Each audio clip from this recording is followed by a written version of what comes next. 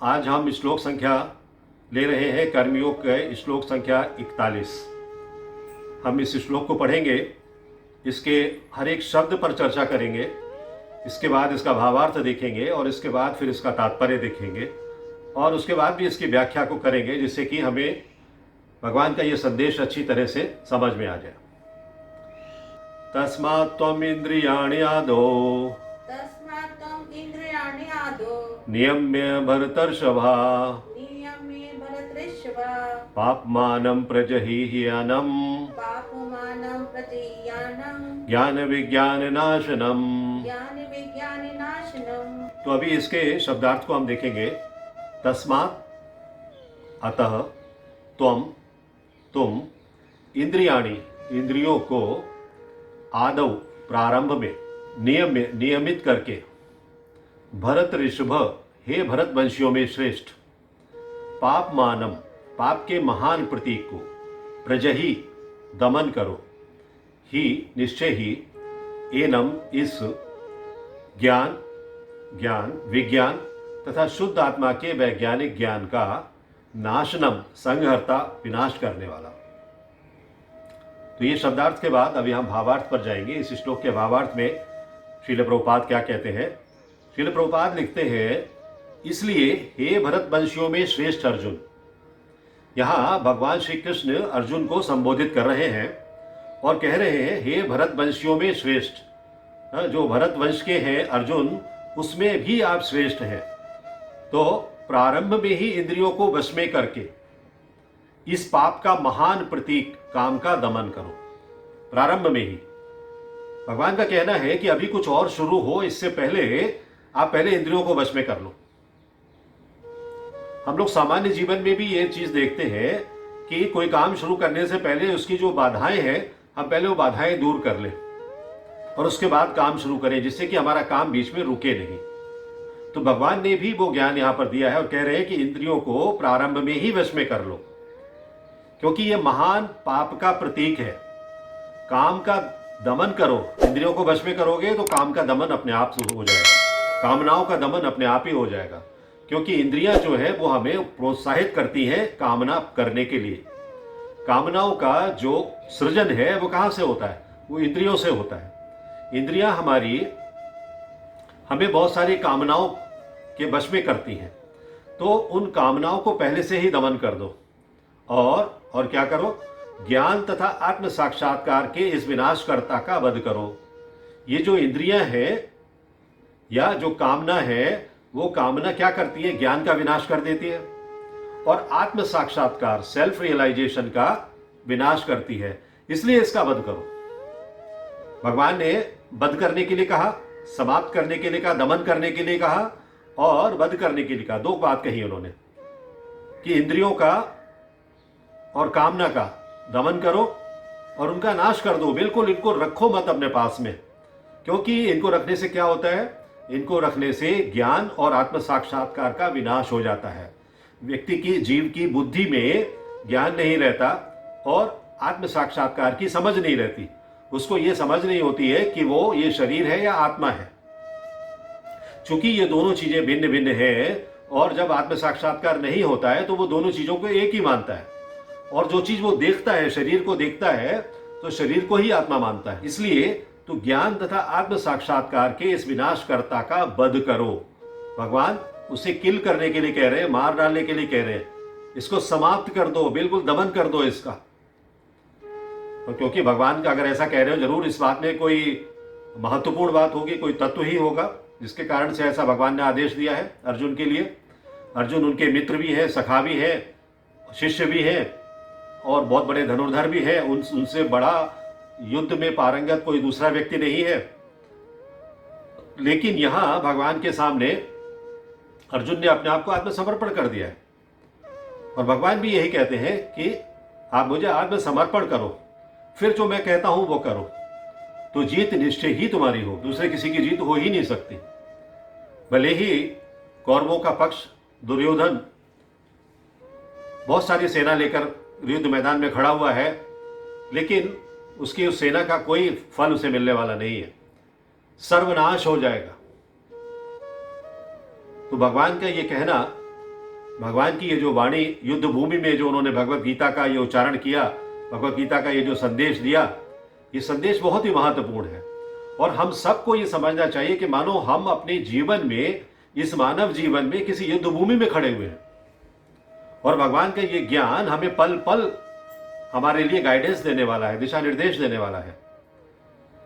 ये जो ज्ञान है, भगवान ने जो ज्ञान दिया है, ये ज्ञान हमारे जीवन के मैनुअल की तरह से काम करता है। हमें हर पल हर क्षण इससे गाइडेंस मिलती है। हम बार बार इससे सीख सकते हैं कि अर्जुन को उन्होंने क्या बताया जो हमें भी करना चाहिए। और वास्तव में देखा जाए तो ये अर्जुन के बहाने से हम सबको ही बताया है। भगवान को पता था कि कलयुग में व्यक्ति के पास, जीव के पास समय नहीं होगा, शास्त्र पढ़ने का ना तो ज्ञान होगा, ना समय होगा, ना इतनी बुद्धि होगी कि वो शास्त्रों को पढ़ सके।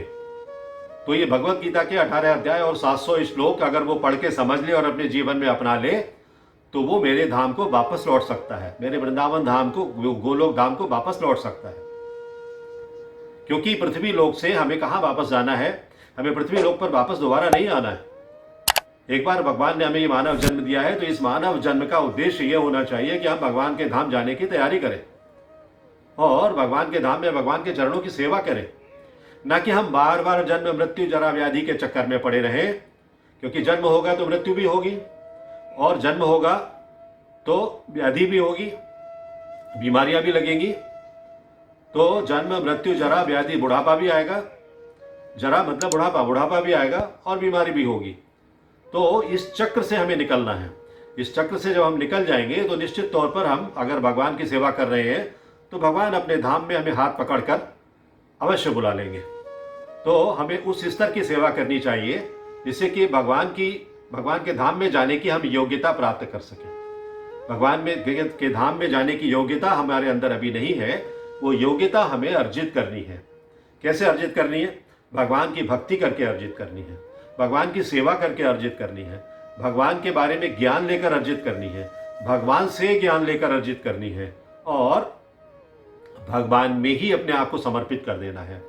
भगवान में समर्पित कर देने का अर्थ है कि हम जो कुछ भी करें भगवान के लिए करें, भगवान के अलावा किसी और के लिए ना करें। क्योंकि किसी और के लिए जब हम करते हैं तो हम भौतिक स्तर पर करते हैं, मटेरियल लेवल पर करते हैं, मटेरियल लाइफ में करते हैं। तो अभी इस बात को हम और आगे समझने का प्रयास करेंगे कि भगवान ने किस तरह से समझाया है और श्रील प्रभुपाद ने इस तात्पर्य में, इस परपट में हमें क्या शिक्षा दी है। तो purport by his divine grace Shri भक्त वेदांत स्वामी श्रील प्रभुपाद की जय। भगवान ने अर्जुन को प्रारंभ से ही इंद्रिय संयम करने का उपदेश दिया। भगवान ने कहा कि अभी शुरुआत है, शुरुआत में ही आप इंद्रियों को कंट्रोल में कर लो, इंद्रिय संयम कर लो। क्योंकि इंद्रियों को संयम नहीं करोगे तो आपका दिमाग भटकता रहेगा। जैसे शुरू से दूसरे अध्याय से उनका दिमाग भटक ही रहा था कि मैं युद्ध नहीं करूंगा, उससे ये हो जाएगा, उससे ये हो जाएगा, उससे ये हानि होगी, उससे बहुत सारे उन्होंने बहाने बनाए। तो भगवान कह रहे हैं अपनी इंद्रियों को संयमित करो, अपने मस्तिष्क को इधर उधर भटकने मत दो, जिससे वो सबसे बड़े पापी शत्रु काम का दमन कर सके। और जब अब आप इंद्रिय संयम करोगे तो क्या होगा कि जो कामनाएं आपके दिमाग में पैदा हो रही हैं, आपके हृदय में जो कामनाएं पैदा हो रही हैं, उनको आप नियंत्रण कर सकोगे। वो पापी है, पापी शत्रु है, कामनाएं हैं वो पापी, सबसे बड़े पापी शत्रु हैं वो कामनाएं। इनका दमन करो आप, जो आत्म साक्षात्कार तथा आत्मज्ञान की उत्कंठा को विनाश करने वाला है। आत्मज्ञान की अगर इच्छा भी होती है किसी के अंदर, उसको विनाश कर देता है वो। आत्म साक्षात्कार तो उसके बाद की स्टेज है। तो आत्मज्ञान की इच्छा करने वाले को भी अगर वो कामनाएं जो है उसको घेर लेती हैं, उसको पकड़ लेती हैं, तो ऐसी कामनाओं का हमें दमन करना चाहिए। ज्ञान का अर्थ है आत्म तथा अनात्म के भेद का बोध, अर्थात ये ज्ञान की आत्मा शरीर नहीं है। आत्म तथा अनात्म, आत्म क्या है? हमारा आत्म स्वरूप, कि हर एक जीव जो है वो जीव के अंदर एक आत्मा बैठी हुई है जो परमात्मा का अंश है। और अनात्म क्या है? हमें ये नहीं मानना कि यहाँ कोई जीव है। अगर हम ये माने कि इस शरीर में, इस देह में कोई जीव नहीं है, कोई आत्मा नहीं है, तो फिर ये शरीर चल कैसे रहा है? कोई मशीन तो हमने लगाई नहीं है, कोई जनरेटर तो हमने लगाया नहीं है कि जिसकी वजह से ये चल रहा है। तो जरूर कोई ना कोई शक्ति है जो इसको चला रही है, और वो शक्ति सिवाय परमात्मा के किसी और की शक्ति नहीं है। तो ये ज्ञान हमें होना चाहिए कि कि ये आत्मा जो है, जो अंदर बैठी हुई है, हमारे हृदय में विराजमान है, वो शरीर नहीं है। शरीर और आत्मा दोनों पृथक पृथक हैं। इसीलिए जब आत्मा शरीर छोड़ देती है तो शरीर तो यही रह जाता है, हम शरीर का दाह संस्कार करते हैं, लेकिन आत्मा तो वहां से निकलकर जा चुकी होती है। तो आत्मा और शरीर दोनों अलग अलग यूनिट्स हैं। एक यूनिट शरीर है, एक यूनिट आत्मा है। लेकिन जिनको इस बात का ज्ञान नहीं है वो इस शरीर को ही आत्मा मानते हैं, एक ही यूनिट मानते हैं। There is one unit, soul and body. तो जबकि ये दोनों चीजें डिफरेंट हैं, तो विज्ञान से आत्मा की स्वाभाविक स्थिति तथा परमात्मा के साथ उसके संबंध का विशिष्ट ज्ञान सूचित होता है। विज्ञान का क्या मतलब है? ज्ञान विज्ञान जो दो शब्द दिए ना यहाँ, ज्ञान है विज्ञान नाशनम। तो विज्ञान का क्या अर्थ है? आत्मा की स्वाभाविक स्थिति। आत्मा की स्वाभाविक स्थिति क्या है? कि आत्मा जो है चिदानंद है, सच्चिदानंद है। जैसे परमात्मा सच्चिद आनंद है, उसी तरीके से आत्मा भी चूंकि उनका अंश है इसलिए सच्चिदानंद है। ये उसकी स्वाभाविक स्थिति है तथा परमात्मा के साथ उसका संबंध है। ये ज्ञान जब मिलता है तो वही विज्ञान हो जाता है, विशेष ज्ञान है। श्रीमद् भागवत के दूसरे स्कंद के 9वें अध्याय में 31वें श्लोक में इसकी विवेचना इस प्रकार हुई है। क्या कहा गया है? ज्ञानम परम गुह्यम मे यद विज्ञान समन्वितम सरस्यम तदंगम च ग्रहण गदितम मया। अर्थात आत्मा तथा परमात्मा का ज्ञान, आत्मा तथा परमात्मा का ज्ञान अत्यंत गुह्य एवं रहस्यमय है, बहुत सीक्रेट है, बहुत डीप है और बहुत सीक्रेट है। क्या? आत्मा और परमात्मा का ज्ञान। इसलिए हमें इसे अच्छी तरह समझ लेना चाहिए। और भगवान ने भगवत गीता में इस चीज को अच्छी तरह समझा भी दिया है। भगवत गीता के 700 श्लोकों में ये आत्मा और परमात्मा का ज्ञान भगवान ने इतनी अच्छी तरह समझाया है कि अगर हम थोड़ा सा भी प्रयास करें, जो डिग्रियां हासिल करने में पढ़ाई की है उसका 2% भी अगर हम समय दे दें, श्रम दे दें, अपना मस्तिष्क दे दें, तो हमें वो समझ में आ जाएगा। तो किंतु जब स्वयं भगवान द्वारा इसके विविध पक्षों की विवेचना की जाती है तो ऐसा ज्ञान तथा विज्ञान समझा जा सकता है। भगवान खुद इस छोटी सी चीज को समझाने के लिए आए हैं जीव के लिए। क्यों? क्योंकि उन्हें पता है इसको बुद्धि नहीं है, इसको समय नहीं है, इसको ज्ञान नहीं है, इसको कोई समझाने वाला भी नहीं है। आजकल समझाने वाले ब्राह्मण भी नहीं है जो कि वेदों का ज्ञान, शास्त्रों का ज्ञान करा सके, क्योंकि उनको खुद भी ज्ञान नहीं है। तो ऐसी स्थिति में भगवान ने इस श्लोकों के माध्यम से खुद समझाया है। और जब भगवान किसी बात को समझा रहे हैं इसका मतलब है उस बात का महत्व है। स्वयं भगवान द्वारा इसके विविध पक्षों की विवेचना की गई है। तो भगवत गीता हमें आत्मा का सामान्य तथा विशिष्ट ज्ञान, सामान्य तथा विशिष्ट ज्ञान, ज्ञान तथा विज्ञान दोनों प्रदान करती है। भगवत गीता से हमें ये दोनों ज्ञान मिल जाते हैं। जीव भगवान का विभिन्न अंश है, अतः वे भगवान की सेवा के लिए है। जीव जो है, हम लोग जो इस धरती लोक में बैठे हुए, पृथ्वी लोक में बैठे हुए, हम लोग भगवान के चूंकि अंश हैं, भगवान से भिन्न है लेकिन भगवान के अंश है।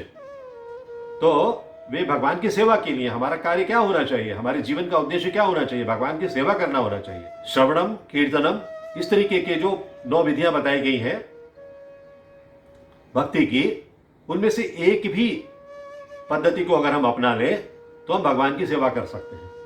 चाहे श्रवणम करें, चाहे कीर्तनम करें, चाहे अर्चनम करें, चाहे दास्यम करें, चाहे साख्यम करें, कुछ भी करें, एक भी चीज अगर हम अपना लें, जैसे हनुमान जी ने दास्यम के भाव को अपनाया, वो दास बने रहे, हमेशा श्री राम जी के हाथ जोड़कर खड़े हुए हैं या उनके सामने बैठे हुए हैं।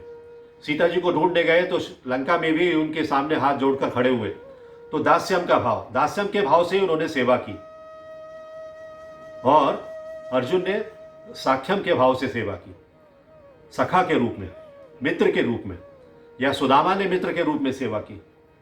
तो इस तरीके से हमें ये जो भक्ति की 9 विधियां हैं, इनमें से एक न एक विधि को अपनाते हुए अगर हम इस जीवन में, जो बहुत छोटा जीवन है, 60, 70, 80, 90 वर्ष की आयु जो है बहुत छोटी है, अगर हम पुराने समय को देखें, आदिकाल को देखें, पुराणों के काल को देखें, तो ये बहुत छोटा सा समय है, एक चींटी के बराबर। जैसे हमारे लिए चींटी का जीवन है, ऐसे ही भगवान के लिए हमारा जीवन है, चींटी के बराबर जीवन है ये। तो हम भगवान के अंश जरूर हैं, अतः हमारा कार्य क्या है, हमारा उद्देश्य क्या है? भगवान की सेवा करना। तो ये चेतना कृष्ण भावनामृत कहलाती है।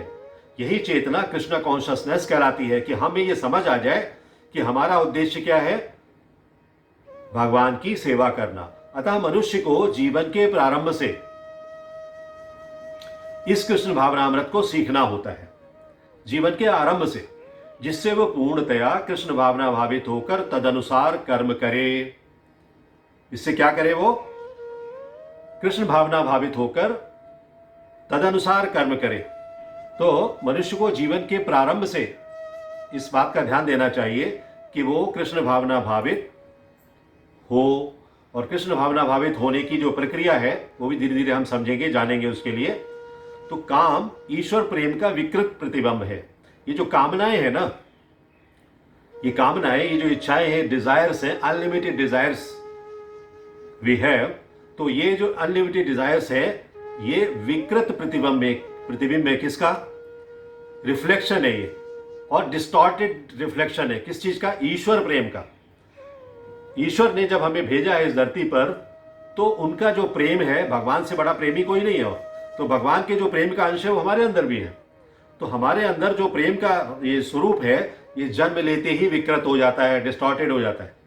जैसे ही हम जन्म लेते हैं, माँ के गर्भ से बाहर आते हैं, वो स्वरूप बदल जाता है। माँ के गर्भ में जब तक हम रहते हैं तब तक भगवान से याचना करते हैं, भगवान इस गंदगी से हमें बाहर निकालो। और जैसे ही हम बाहर आते हैं, माया, योग माया हमें पकड़ लेती है, फिर हमें वो कुछ सोचने का मौका नहीं देती है, फिर हम इस दुनिया में खो जाते हैं, और जो ईश्वर प्रेम है वो विकृत हो जाता है, डिस्टॉर्टेड हो जाता है। जो और प्रत्येक जीव के लिए स्वाभाविक है कि ऐसा होता है, लेकिन उसे फिर सही रास्ते पर लाना भी उस जीव का ही दायित्व है। जन्म से ही या जन्म के बाद भी किसी को अगर कृष्ण भावनामृत की शिक्षा दी जाए, तो प्राकृतिक ईश्वर प्रेम काम के रूप में विकृत नहीं हो सकता। कामनाएं उस ईश्वर प्रेम के ऊपर हावी नहीं हो सकती। फिर अगर उसको प्रारंभ से ही इस चीज की शिक्षा दी जाए कि उसको कृष्ण से प्रेम करना है, कृष्ण की सेवा करनी है, कृष्ण के लिए जीवन अर्पित करना है, कृष्ण के लिए ही अपना जीवन समर्पण करना है, तो एक बार ईश्वर प्रेम के काम रूप में विकृत हो जाने पर इसके मौलिक स्वरूप को पुनः प्राप्त कर पाना दुस्साध्य हो जाता है।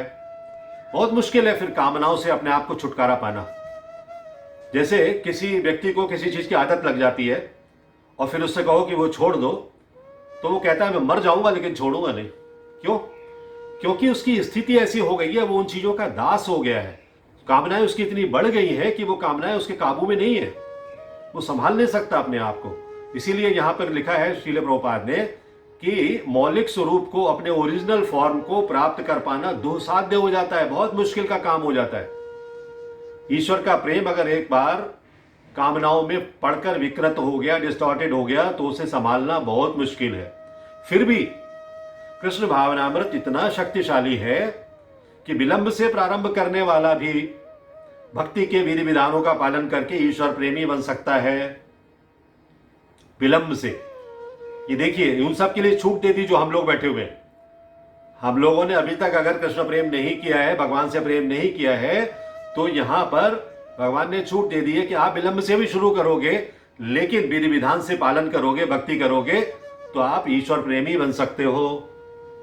ईश्वर आपको तब भी प्रेम करेंगे क्योंकि भगवान के पास असीमित प्रेम है, उनके पास सब चीज असीमित है। क्या चीज ऐसी है जो उनके पास सीमित हो? कुछ नहीं सीमित है, सब असीमित है। Everything he has unlimited. तो वो प्रेम हमें प्राप्त करना है, वो प्रेम हमें मिलना चाहिए। और कैसे मिलेगा? वो प्रेम हमें तभी मिलेगा जबकि हम उनकी सेवा करेंगे, उनके चरणारविंद की सेवा करेंगे। तो जीवन की किसी भी अवस्था में या जब भी इसकी अनिवार्यता समझी जाए। अनिवार्यता का क्या मतलब है? अनिवार्यता का मतलब है, लोग कहते हैं भारत में, मान लीजिए इस्कॉन में आप देखते होंगे कि इस्कॉन के छोटे छोटे बच्चे भी भक्ति करते हैं, युवा हैं भक्ति करते हैं, लड़के हैं, लड़कियां हैं, माताएं हैं, बहनें हैं, सभी भक्ति करते हैं। तो लोग पूछते हैं तुम हरे कृष्णा के अलावा और कुछ करते नहीं हो? तो और कुछ करने के लिए क्या है? अगर हम भगवान की भक्ति कर रहे हैं तो इससे बढ़िया और क्या है? कहते नहीं, भक्ति तो बुढ़ापे का काम है। तो अगर भक्ति बुढ़ापे का काम है तो अपने जवानी में क्या किया? जवानी में हमने अपना बुढ़ापा खराब कर लिया, क्योंकि हमने जवानी में भगवान को ध्यान नहीं दिया, बचपन में भगवान को ध्यान नहीं दिया, और बुढ़ापे में जाकर जब हम बिल्कुल मुरझा गए, हमारी शक्ति क्षीण हो गई, तब हम भगवान की तरफ मुड़े कि चलो अब मंदिर में दर्शन करके आते हैं। चलो अब भगवान को भोग लगाते हैं, चलो अब भगवान की आरती करते हैं।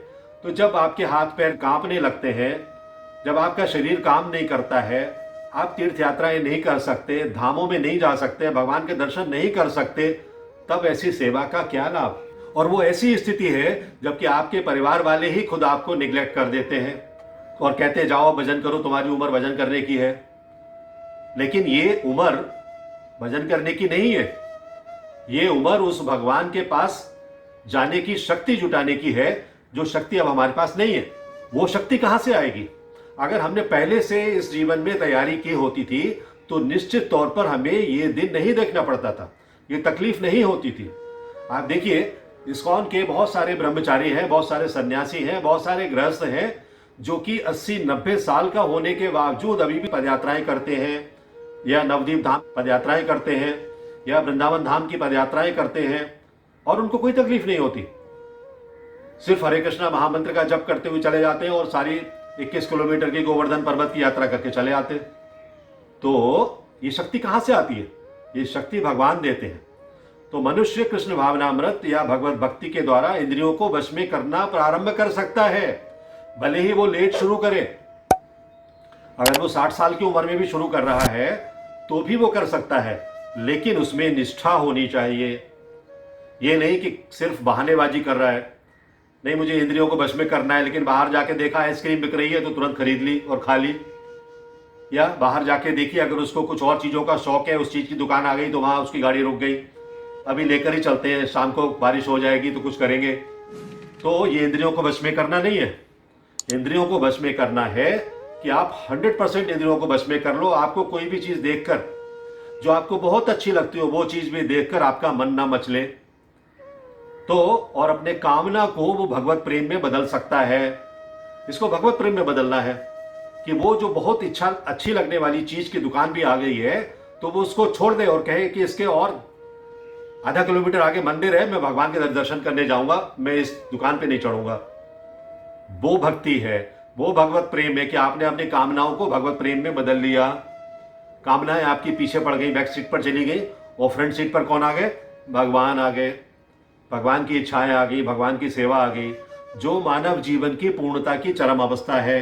तो मानव जीवन की पूर्णता की चरम अवस्था यही है कि हम भगवान में अपना ध्यान लगाएं और भगवान की सेवा के लिए अपना समय दें, ना कि हम ऐसे चीजों के लिए अपना समय दें जो कि व्यर्थ की हैं, जिनका इस जीवन में कोई महत्व तो नहीं है। वो टेम्पररी है, क्षणिक है, थोड़े समय के लिए है। उनका लाभ जो है वो थोड़े समय के लिए है, इससे ज्यादा लाभ नहीं है। तो अभी ये हम अपनी कामनाओं का वध कैसे करें, कामनाओं को किस तरीके से दमन करें, हम इस चीज पर चर्चा करेंगे। और यहां देखेंगे कि जो पहला शब्द है, तस्मात् त्वम इंद्रियाणि आदौ नियम्य भरतर्षभा, इंद्रियों को विषय में प्रवृत्त ना होने देना ही उन पर कंट्रोल करना है। आपने अगर सेंस ग्रेटिफिकेशन में उनको नहीं जाने दिया अपनी इंद्रियों को, इंद्रियां तो है आपके पास, इंद्रियों को तो कुछ ना कुछ काम चाहिए। इंद्रियों को आपको कहाँ लगाना है? ऐसे कामों में लगाना है जो काम भगवान की सेवा के हैं, जो भगवत भक्ति के हैं, या जो सतोगुणी कार्य हैं, उनमें लगाना है। इंद्रियों को रजोगुणी और तमोगुणी कार्यों में नहीं लगाना है। तात्पर्य यह है कि शास्त्र के अनुसार कर्तव्य का पालन और अकर्तव्य का त्याग करने से, कर्तव्य आपकी ड्यूटीज क्या है और अकर्तव्य क्या है, जो ना करने वाले क्या है, उनको त्याग करने से इंद्रियां वश में हो सकती हैं। आप सिर्फ अपना कर्तव्य करेंगे, अकर्तव्य नहीं करेंगे तो इंद्रियां आप वश में कर लेंगे, आप अपने सेंसेस को कंट्रोल में कर सकते हैं। तो काम को मारने के लिए सबसे पहले इंद्रियों का नियमन करना है, उनको रेगुलेट करना है। How to regulate your senses. तो इन इंद्रियों को कैसे अपने आप को नियंत्रण में रखें, कहने का कारण यह है कि जब तक मनुष्य इंद्रियों के वश में रहता है तब तक वो काम का सर्वथा नाश नहीं कर सकता, कामनाओं का नाश नहीं कर सकता। इसलिए पहले क्या करना है, जड़ में, मूल में हमें क्या लगाना है? चूना लगाना है। चूना लगाने से काट देते हैं ना कि चूना लगा दिया इसने मुझे, तो वो चूना लगाना है कहां पर? कामनाओं में, इंद्रियों में। इंद्रियों में चूना लगाना है, जिससे इंद्रियां नहीं पनपेंगी तो कामनाएं नहीं आएंगी, कामनाएं नहीं आएंगी तो हम गलत रास्तों पे नहीं जाएंगे। तो मनुष्य का लगाव कहां से होता है? इंद्रियों से ही होता है। इसलिए वो सबसे पहले इंद्रियों के विषयों में ही फंसता है। इंद्रियों के जो विषय है ना, जैसे आंखों को सुंदर सुंदर देखने का मन करता है, नाक को सुंदर सुंदर अच्छी अच्छी चीजें सूंघने का मन करता है, जीभ को अच्छी अच्छी चीजें स्वाद स्वाद वाली चीजें खाने का मन करता है। तो इनको अगर वो कंट्रोल में कर लेगा तो निश्चित तौर पर उसकी कामनाएं दब जाएंगी, तो कामनाएं पैदा नहीं होंगी। कामना के सहित कर्म करने से, जो कामना से जुड़ा हुआ कर्म है उसको करने से मनुष्य पूरी तरह से इंद्रियों के वश में हो जाता है। तो इंद्रियों के वश से हमें निकलना है और इससे उसका पतन हो जाता है। अगर इंद्रियों के वश में मनुष्य हो गया तो उसका पतन हो जाएगा। परंतु जो मनुष्य इंद्रियों को वश में कर लेगा और निष्काम भाव से भगवान की सेवा करेगा, वो उसका शीघ्र ही उद्धार हो जाता है। एक ही जन्म में, एक ही मानव जन्म में उसको उद्धार मिल जाएगा, उसको बार बार जन्म लेना नहीं पड़ेगा। तो इस तरह से हम अपनी इंद्रियों का दमन कर सकते हैं, इंद्रियों को वश में कर सकते हैं और काम का दमन कर सकते हैं। अभी जो दूसरा शब्द है यहाँ पर हम देखेंगे, एनम ज्ञान विज्ञान नाशनम। ज्ञान का अर्थ है शास्त्रीय ज्ञान, और इसका दूसरा भी अर्थ है शास्त्रीय ज्ञान। पहले समझेंगे कि शास्त्रीय ज्ञान मतलब ब्राह्मण का जैसे स्वाभाविक कर्म है शास्त्रों का ज्ञान देना, ज्ञान प्राप्त करना और ज्ञान देना। उसका सिर्फ इतना ही कार्य है कि वो शास्त्रों से ज्ञान अर्जित करे और सभी लोगों के लिए वो ज्ञान प्रदान करे। परंतु यहाँ जो प्रसंग है उसके अनुसार ज्ञान का अर्थ है विवेक, क्योंकि यहाँ बुद्धि और विवेक की बात हो रही है, व्यक्ति के बुद्धि, जीव के बुद्धि और विवेक की बात हो रही है। तो कर्तव्य और अकर्तव्य को अलग अलग जानना, डूज और डोंट्स को अलग अलग जानना, वो विवेक है, वो हमारी बुद्धि से आता है। लेकिन अगर बुद्धि पर कामनाओं का और इंद्रियों का पर्दा पड़ गया तो बुद्धि काम नहीं करेगी। बुद्धि काम नहीं करेगी तो क्या होगा? विवेक नहीं होगा।